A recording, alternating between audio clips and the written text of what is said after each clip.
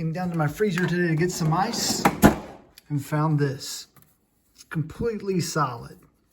Let's get this fixed. Right here is the ice maker in my freezer. I'm gonna open this up, take it out, and kind of give it a quick inspection because somehow we're getting some water leaking out of it, creating all that ice. So we're gonna take this, turn it up, away from that black dot, and pull it straight out.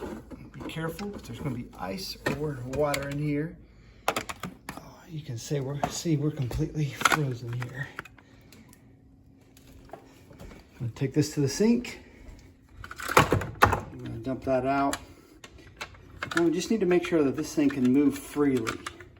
All right, I got this thing rinsed off. It's moving fine, but I actually found the culprit. If you look at the back of the ice tray here, there's a crack running right down it. So what's happening is when the water enters through this back side here, it's going into the ice tray and is just leaking out all over to my freezer, creating a big sheet of ice everywhere. So I need to get this piece here, just the tray part. Everything else on this looks good. I'm gonna put a link below to that part right here in the description. All right, I got the new tray in. It's ready to go. I'm just gonna take it.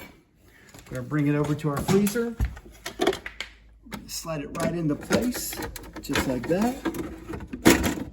Then we're gonna turn this to where that arrow is pointed towards the black circle, and we're good to go. I hope this video was helpful. If it was, give us a thumbs up.